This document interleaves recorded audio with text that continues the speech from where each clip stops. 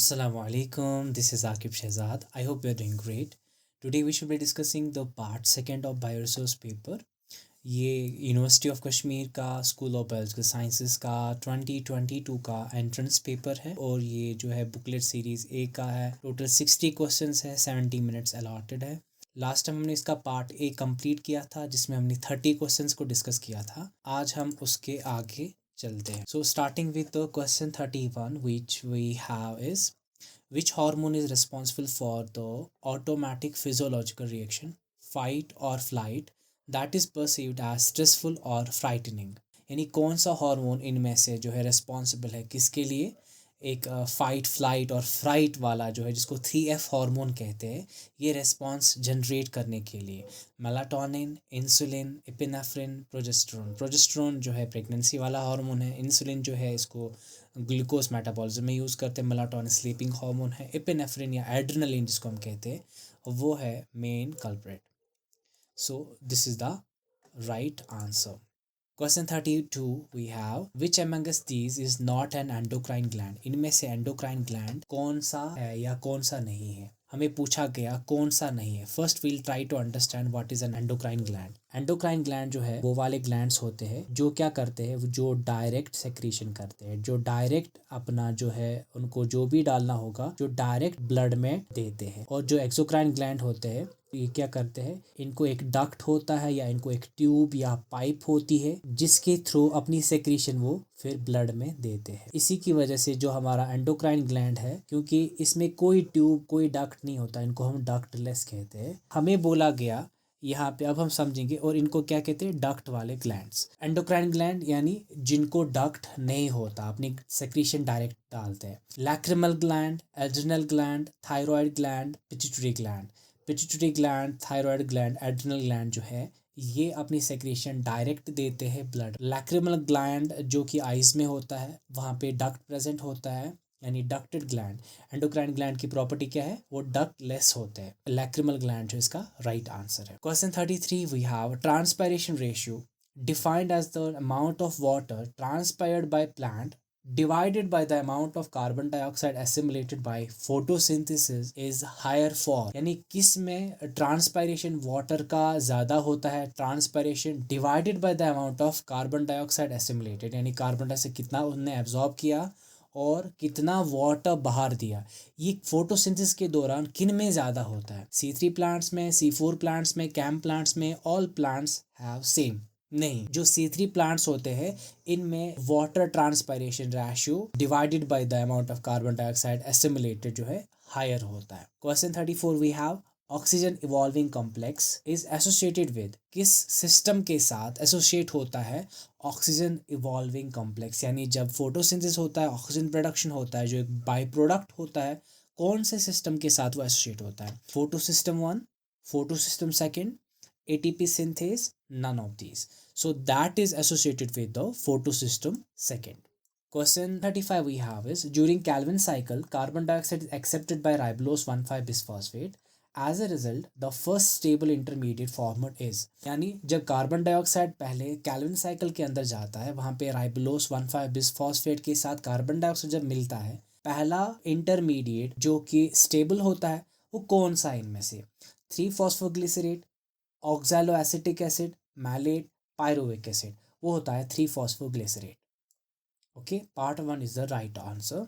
Question 36 we have in photorespiration the glycine decarboxylase multi-enzyme complex catalyzes the conversion of two molecules of glycine and one molecule of NAD positive to one molecule of each of serine, NADH, NH4 positive and carbon dioxide in।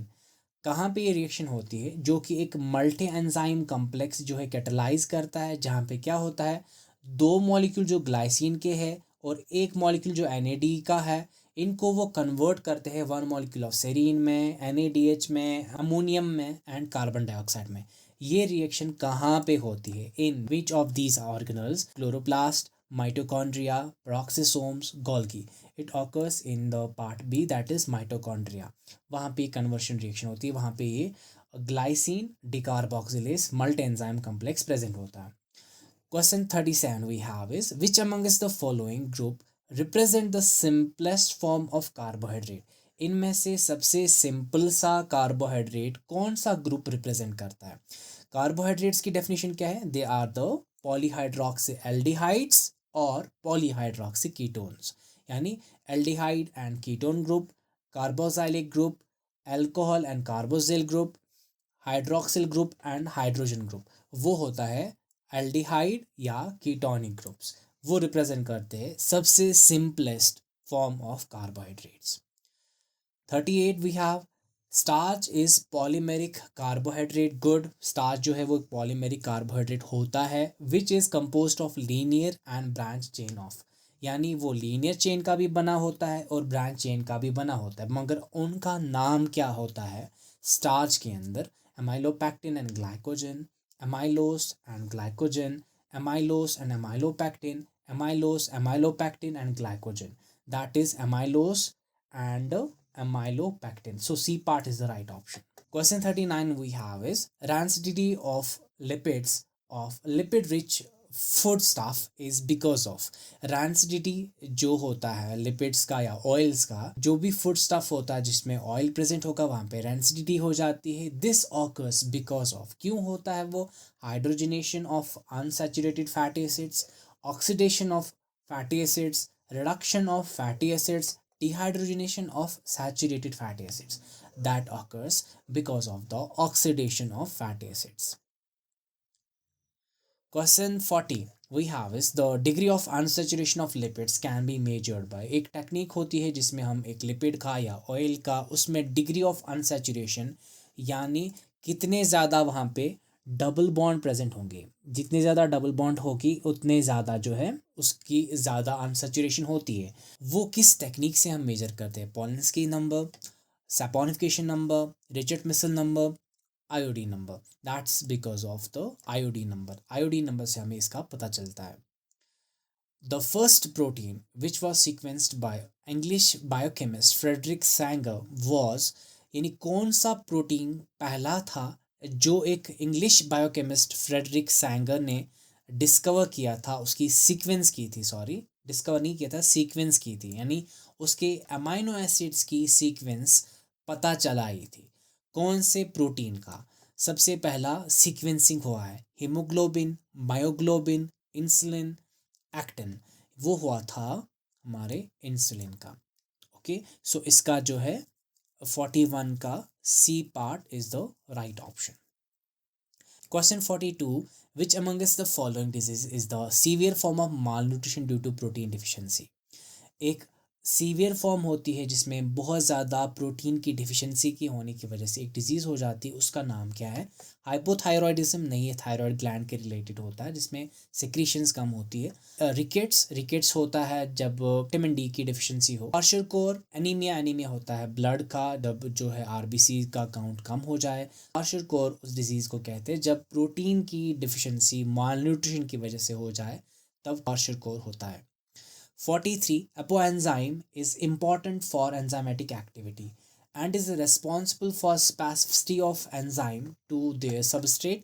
it is actually a basically हमें एक चीज़ याद रखनी चाहिए enzymes के बारे में। Enzyme जो है वो एक कंप्लीट जब फंक्शनल होता है उसको हम हॉलो एंजाइम कहते हैं, और ये हॉलो एंजाइम खुद बना होता है प्रोटीन पार्ट का जिसको एपो एंजाइम कहते हैं, और उस एपो एंजाइम के साथ जो है एक कोफैक्टर या को एंजाइम जुड़ा होता है और इन दोनों को मिला के होलो एंजाइम बनता है, वो कंप्लीटली फंक्शनल होता है।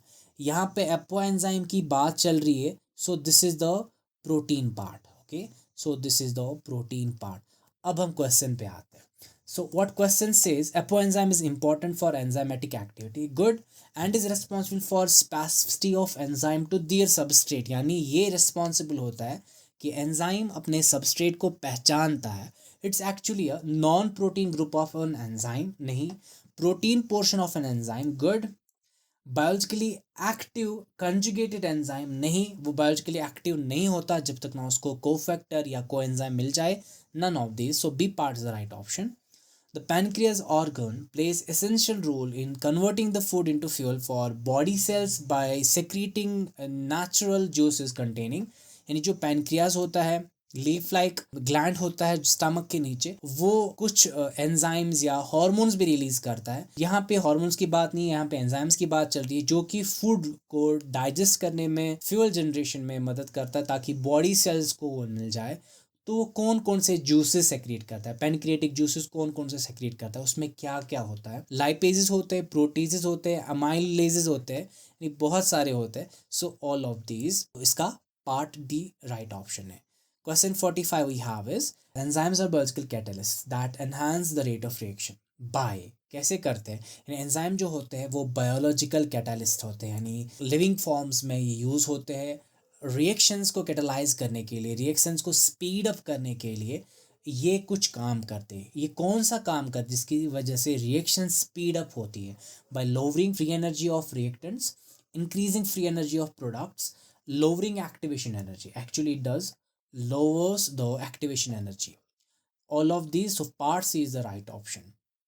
Question 46 we have is color blindness in humans is an inability to perceive differences between some or all colors, and the hereditary disorder is due to recessive trait linked to। जो colour blindness होते हैं humans में, इसमें क्या होता है, इसमें inability होती है कि ह्यूमन जो है कुछ कलर्स या सारे कलर्स को देख नहीं पाता, परसीव नहीं कर पाता, डिफ्रेंशिएट नहीं कर पाता। ये एक हेरिडिटरी डिसऑर्डर है। ये ट्रेट लिंक होता है जब रिसेसिव कंडीशन होगी, यानी दोनों क्रोमोसोम, दोनों अलील्स म्यूटेटेड होंगे। ये किस क्रोमोसोम के साथ लिंक होता है? एक्स क्रोमोसोम के साथ, वाई क्रोमोसोम के साथ, जेड क्रोमोसोम के साथ। ये होता है लिंक एक्स क्रोमोसोम के साथ। फीमेल्स में जब दोनों एक्स क्रोमोसोम्स म्यूटेटेड होंगे, दोनों अलील्स फिर खराब होंगे, तब उनमें कलर ब्लाइंडनेस आ जाता है। मेल्स में अगर एक क्रोमोसोम फॉल्टी होगा तो उनमें कलर ब्लाइंडनेस फॉर श्योर होता है। तो इसका ए पार्ट जो है राइट ऑप्शन है, वो एक्स क्रोमोसोम के साथ लिंक होता है। Question 47 is cytoplasmic male sterility CMS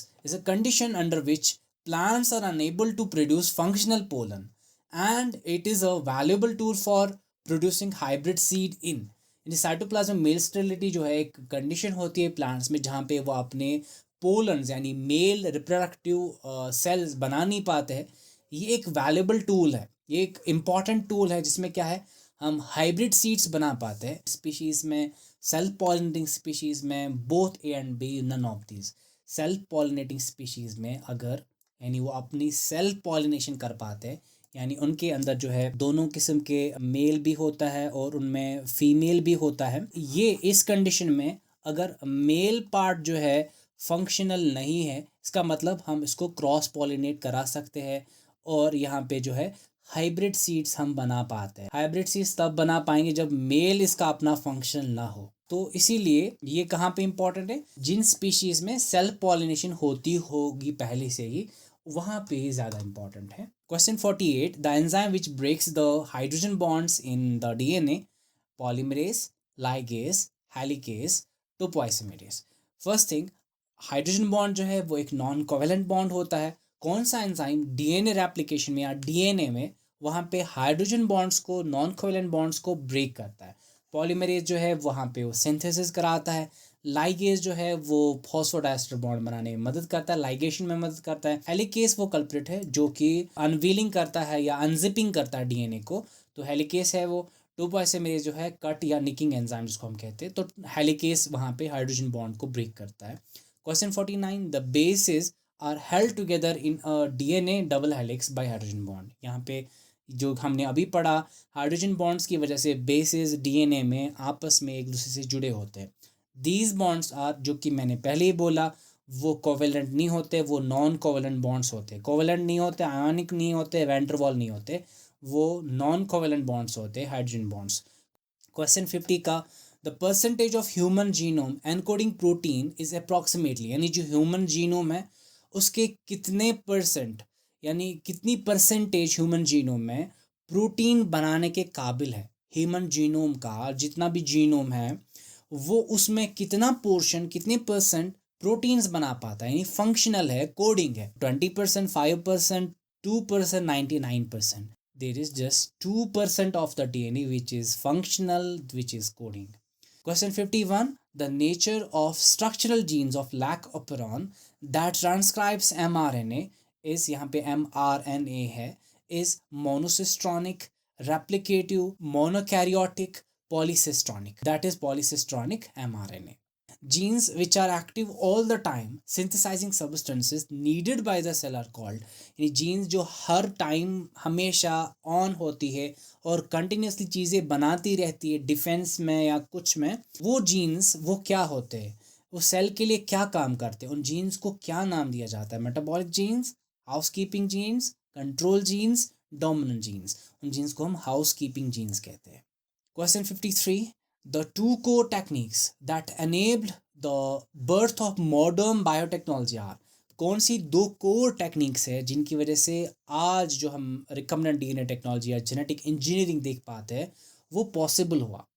red and green biotechnology, genetic and mathematics, genetic engineering and maintenance of sterile environment, classical and traditional biotechnology, that is genetic engineering and maintenance of sterile environment। तो इसका जो है part C right option है। Plasmid DNA use for transferring novel pieces of DNA attached to it into the host organism is called यानी जो plasmic DNA होता है तो वो डीएनए का एक फ्रेगमेंट होता है, इसमें हम फॉरेन कुछ डीएनए फ्रेगमेंट इंसर्ट करते हैं। वो फॉरेन डीएनए जो है वो हमारा वैल्यूएबल डीएनए होता है जिसको हम चाहते हैं किसी ऑर्गेनिज्म में डाल दे, किसी सेल में, बैक्टीरिया में डाल दे। इसको जो हमारा डीएनए लिविंग ऑर्गेनिज्म में किसी सेल में अपना वो डीएनए पहुंचाता है उसको हम एक वेक्टर कहते हैं। Okay, that is a vector. तो इसको पार्ट डी राइट ऑप्शन है।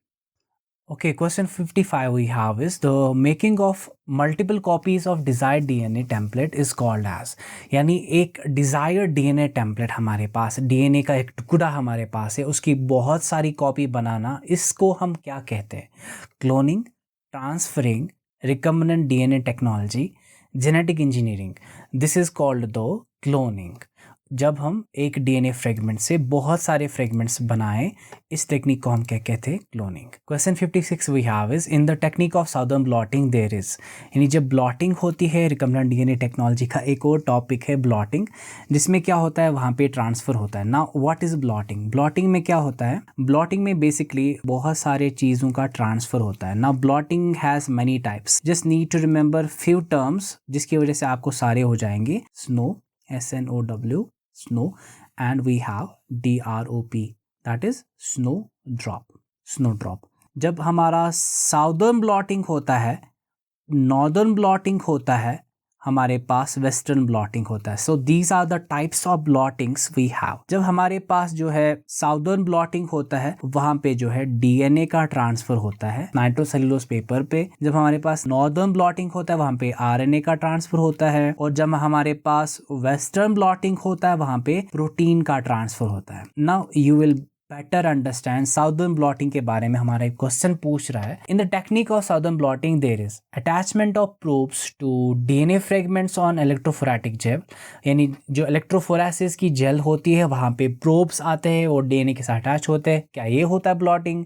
Transfer of DNA fragments from electrophoretic gel to nitrogen cellulose paper, ये सही बात है। यानी जब हमने अभी साउदर्न ब्लॉटिंग को देखा, साउदर्न ब्लॉटिंग में डीएनए का ट्रांसफर होता है जेल से सेलुलोज पेपर पे, नाइट्रोसेलुलोज पेपर पे। So this is the right option. Transfer of DNA fragments to electrophoretic gel from cellulose membrane, गलत बात।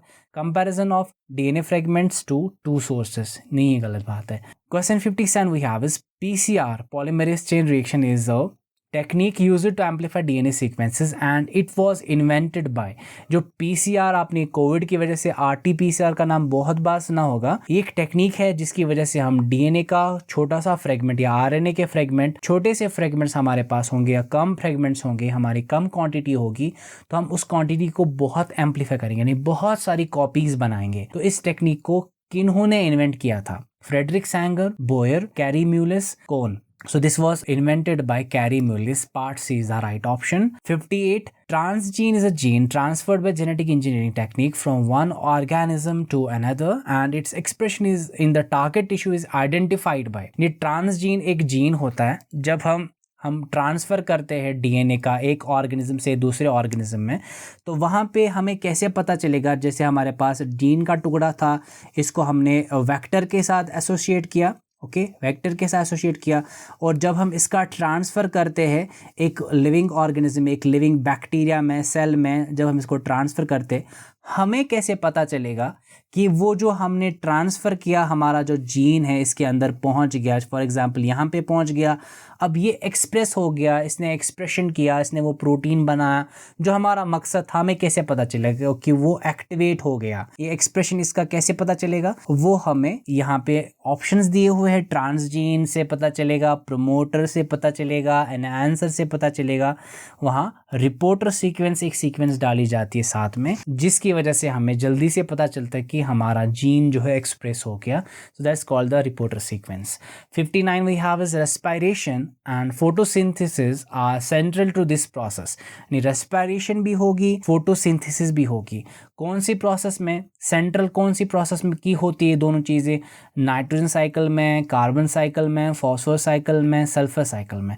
That is in carbon cycle. Carbon cycle में क्या होगा? वहाँ पे दोनों चीज़ें होंगी. एक तो वहाँ पे कार्बन जो है कहाँ कहाँ से आता है? फोटोसिंथेसिस से. और जब फोटोसिंथेसिस से कार्बन हमारा बन गया, जिसको हम फ्यूल कहते हैं, फिर ये बर्न भी होता है ना, किस प्रोसेस से? रेस्पिरेशन से. So this is a central path to the carbon cycle. Photosynthesis भी वहाँ पे होगा साथ में, और रेस्पिरेशन, यानी साथ साथ चलते हैं. Which among the following process provide both energy and manure. यानी कौन सी प्रोसेस इनमें से जो है प्रोवाइड करती, हमें एनर्जी भी देती है और मैन्योर भी देती है, फर्टिलाइजर भी देती है? Burning of would, pyrolysis of would, gasification of would, biogas formation. यानी जब बायोगैस फॉर्मेशन होता है, वहाँ पे गैस फॉर्मेशन होता है, एनर्जी हमें मिलता है, और वहाँ पे मैन्योर भी मिलता है. So these are the 60 questions we have in 2022 paper of bioresource of the University of Kashmir. So this is all for today. I hope you enjoyed this lecture. If you really enjoyed, please hit the like button, share this video with other students, subscribe to my channel, press the bell icon for sure. Thank you so much, guys.